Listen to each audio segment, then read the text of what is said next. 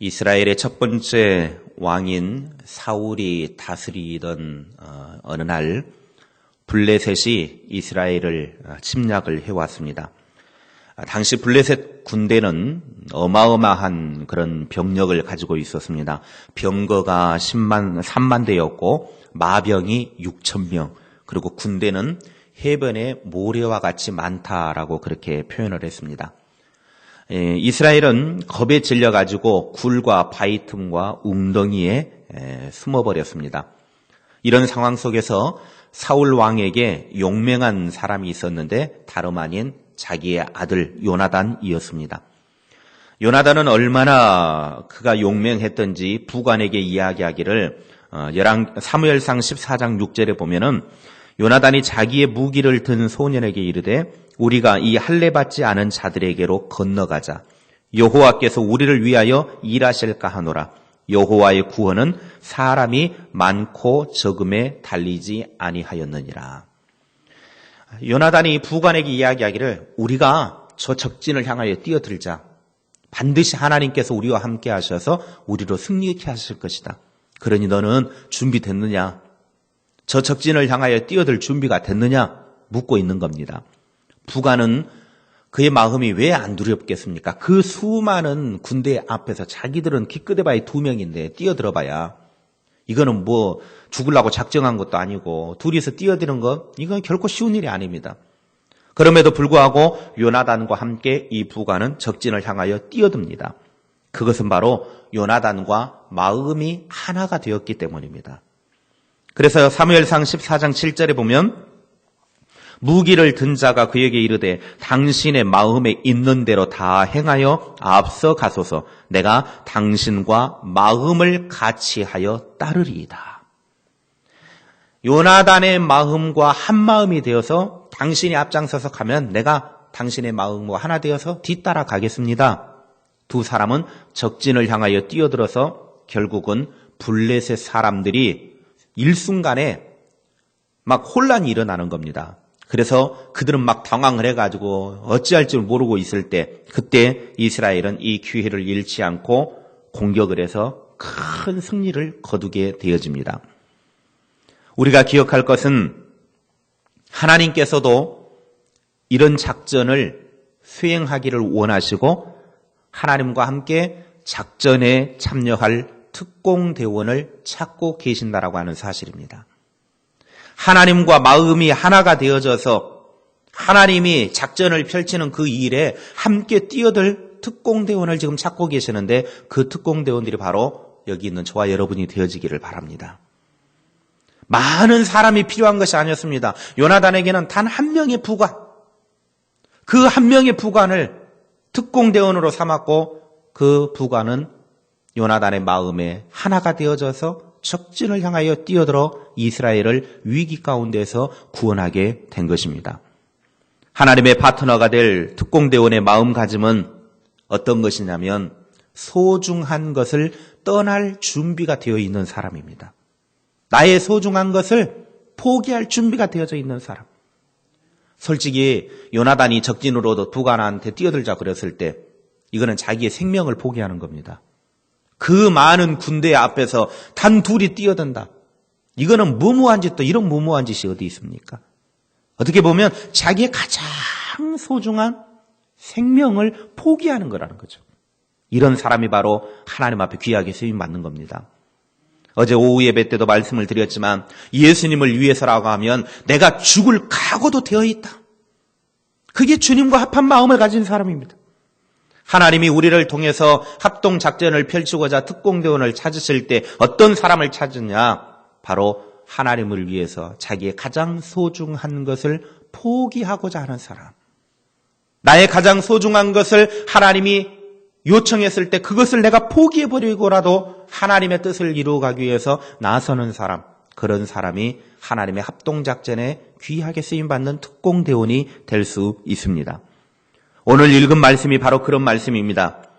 하나님과 에스겔 선지자의 합동작전을 이야기하고 있는 겁니다. 그 작전의 목적은 유다 백성에게 하나님의 뜻을 전하는 것입니다. 지금까지도 하나님께서는 여러 방식으로 하나님의 뜻을 전했지만 이스라엘 백성들은 하나님의 말씀을 듣지도 않았습니다. 그래서 한 번 더 강력하게 말씀을 전하고자 했습니다. 이 한 번 강력하게 전해서 이걸 통해서 그들의 마음을 좀 움직여보자. 이게 하나님이 에스겔을 통한 합동작전이었습니다. 하나님께서 드러내고자 하시는 하나님의 뜻은 어제 읽은 것처럼 하나님께서 끓는 가마솥과 같이 유다의 멸망이 임박했고 그날이 오면 정말 처참하게 멸망당할 것이라는 겁니다. 하나님이 분명히 경고하였습니다. 하나님께서는 이 메시지가 효과적으로 전달되도록 하기 원하셔서 이제 에스겔과 함께 이 작전을 수행합니다. 에스겔은 소중한 것을 포기하고 이제 자신의 안락한 삶을 포기해야만 했습니다. 16절 17절의 말씀에 보면 하나님께서는 에스겔 선지자가 그의 눈에 기뻐하는 것을 한번 쳐서 빼앗을 것인데 너는 그 소중한 것을 빼앗길 때 슬퍼하지도 말고 울지도 말고 눈물 흘리지도 말라. 하나님이 그렇게 말씀하십니다. 아니 나의 소중한 것을 빼앗기는데 슬퍼하지도 말고 울지도 말고 눈물 흘리지도 말라. 그런데 에스겔은 하나님의 말씀에 순종합니다. 순종하였더니 18절 말씀에 보면 저녁에 그대로 하나님의 말씀대로 이루어졌는데 에스겔의 아내가 죽은 것입니다. 하나님께서 너의 눈에 보기에 가장 기뻐하는 것 그걸 내가 한번 쳐서 빼앗겠다고 그랬는데 그 소중한 빼앗은 것이 뭐였냐면 에스겔의 아내를 하나님이 죽였다라는 거예요. 아니 하나님도 그럴 수가 있습니까? 어떻게 하나님 앞에 그렇게 신실하게 섬기는데 어떻게 보면 자기 종이잖아요. 자기의 손과 발이잖아요. 그런데 그 소중한 사람의 가장 소중한 것을 빼앗아가 버린다는 게 그게 인간적으로 봤을 때는 그런 나쁜 놈이 어디 있습니까? 인간적으로 봤을 때는 그건 있을 수도 없는 일이죠. 그런데 에스겔은 하나님이 너의 소중한 것을 빼앗아 갈 텐데 너는 울지도 말고 슬퍼하지도 말아라. 그런데 하나님의 말씀대로 그대로 돼버렸습니다. 자기의 사랑하는 아내가 그날 저녁에 죽어버렸습니다. 하나밖에 없는 아내, 하나밖에 없는 사람인데 한 번 잃으면 더 이상 만회할 수 없는 거잖아요. 에스겔이 처음 선지자로 활동을 시작한 것이 그의 나이 30세였습니다. 주전 592년입니다. 본문의 사건이 있었던 때는 그가 34세 되었을 때니까 그의 아내는 아마 젊고 한참 아름다웠을 것입니다. 한참 아름답고 젊고 예쁜 그의 아내 죽었으니 얼마나 슬펐겠습니까? 다 늙어가지고 이빨 다 빠지고 힘 하나도 없어가지고 오늘 내일 하는 사람이 요단강 건너가 만날이 그날만 기다리고 있는 사람이 가는 거야. 물론 슬프기도 하겠지만 그런 분들이 가시면 주변 사람들이 아유 그래도 잘 돌아가셨다. 그래도 그러지만 이제 한참 젊어가지고 이런 사람이 이런 아내가 죽었으니 얼마나 슬펐겠습니까? 지금 에스겔이 선지자로서 하나님의 말씀을 받을 때는 에스겔 자신에게는 거의 재앙 수준이었습니다. 믿음이 없이는 도저히 순종할 수 없는 하나님의 말씀이었습니다. 하나님을 향한 신뢰가 없이는 절대로 하나님의 말씀을 받아들일 수 없는 상황이었다라는 말입니다. 이것이 바로 선지자의 삶이고 이것이 바로 하나님의 종된 자의 삶입니다. 바울의 말처럼 만약에 부활이 없다고 하면 가장 불쌍한 사람들이 바로 선지자들이고 또 불쌍한 사람들이 주님을 위해 충성하는 사람들일 것입니다. 천국에서 영원한 나의 집과 상급과 영원한 생명과 하나님과 교제가 없다고 하면 예수 믿는 자들이 가장 불쌍한 사람들이 되고 말 것입니다. 에스겔은 그럼에도 불구하고 18절 끝에 보면 받은 명령대로 행했다라고 말씀은 기록하고 있습니다. 하나님께서 자기에게 주신 명령대로 행했다. 자기의 아내가 죽는 일인데도 그 말씀을 받고 그대로 행했다라는 거예요. 자기의 가장 소중한 것을 포기했다라는 거예요. 하나님의 명령 앞에 내 소중한 것은 의미가 없다라는 겁니다. 어떤 면에서 아내를 잃어버리면서까지도 하나님의 명령을 따르고 있는 참 독한 면이 있는 사람들이 선지자들입니다. 때로 믿음은 그 믿음을 가진 자에게 독한 삶을 요구하기도 합니다. 아브라함을 보면 알 수 있습니다. 독자 이삭을 하나님께 바치라고 그러잖아요. 그것도 번제의 제물로 바치라. 독한 면을 보여주는 것. 하나님은 그 가장 소중한 것을 바치라는 거예요. 그런데 아브라함도 더 독해요. 하나님이 바치라고 그러니까 그 소중한 것을 아무 말도 하지 않고 바쳐버려요. 이게 독한 자예요. 하나님의 명령에 순종하는 자는, 믿음으로 순종하는 자는 이런 독한 면이 있어요.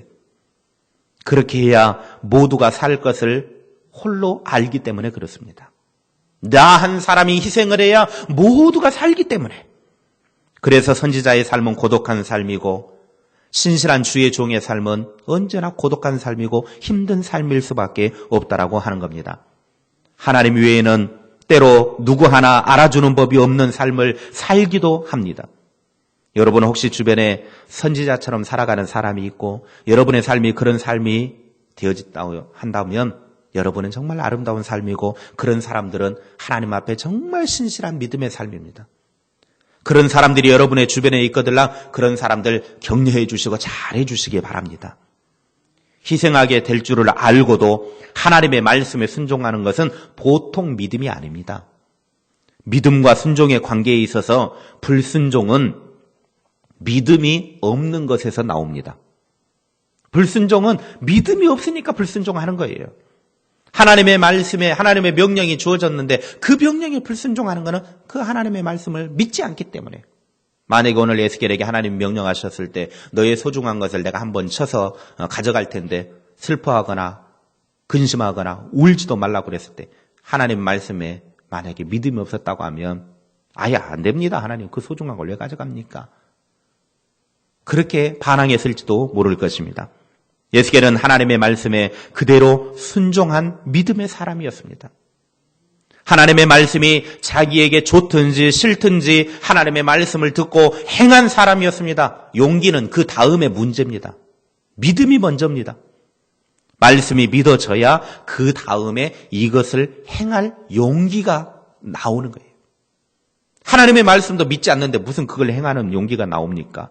믿음이 없는 자에게 용기를 이야기할 것은 못된 겁니다. 잘못된 겁니다. 그래서 사람이 거듭나는 것이 중요하고 우리가 지금 말하고 있는 이 믿음의 문제는 우리가 생각하는 것보다 더 큰 문제입니다. 믿음이 없는 것이 내 인생의 문제가 내가 지금 생각하고 있는 것보다 더 큰 문제가 된다라고 하는 거예요. 그러니까 믿음이 없는 것이 가장 큰 우리의 삶의 문제입니다. 우리가 구원받는 방법도 오직 믿음이기 때문에 그렇습니다. 우리 영혼의 구원 문제뿐만 아니라 우리 육신의 질병과 귀신의 압제와 또 이 모든 자유를 누리는 것도 결국은 믿음 문제에 달려 있습니다. 하나님을 믿는 믿음. 하나님께서는 에스겔이 아내를 잃고도 슬퍼하지 못한 것처럼 유다와 예루살렘 백성들이 장차 당할 심판의 때에 에스겔의 이 모습이 있을 것을 이러한 이상한 행동을 통해서 하나님께서는 합동작전을 통하여 유다 백성들에게 강력하게 말씀을 전하고자 하신 것이었습니다. 머지않아 백성들이 아끼는 이 가장 소중한 것을 빼앗길 때가 오고 그때는 너무 위급하여 슬퍼할 겨를도 없이 이렇게 너희들이 고통당할 때가 올 것이다. 이거를 지금 에스겔의 행동을 통해서 하나님께서 이스라엘 백성들에게 강력한 선포를 하고 있는 겁니다. 에스겔의 위험한 믿음과 순종으로 얻은 결과가 무엇입니까? 에스겔 선지자가 하나님의 말씀을 그대로 듣고 지켜 백성의 앞날을 예고한 것의 결과는 바로 24절에 그의 백성들이 하나님을 주 여호와인 줄 알게 되는 복이었습니다. 에스겔의 이 행동, 하나님과 작전을 합동작전을 통해서 이스라엘 백성들에게 보여주고자 하시는 것은 뭐냐면 지금 에스겔의 아내가 그렇게 비참하게 죽어갔을 때 슬퍼하지도 못하고 울지도 못하고 눈물도 흘리지 못한 것처럼 너희들의 앞날도 그런 날이 되어질 텐데 그런 날이 되어지면 하나님이 여호와인 줄을 알게 될 때가 온다. 에스겔 본인 한 사람에게는 정말 슬픈 일이었지만 수많은 하나님의 백성들에게는 회개의 기회가 된 것입니다. 에스겔에게 내린 명령은 무능한 사람이나 우상에게 온 것이 아니라 전능하신 하나님으로부터 온 것이었습니다. 이 전능한 하나님을 믿는 믿음으로 에스겔은 하나님의 말씀에 순종한 것입니다. 전능하신 하나님께 믿음으로 순종하는 복된 하나님의 사람들이 되시기를 주님의 이름으로 축원합니다.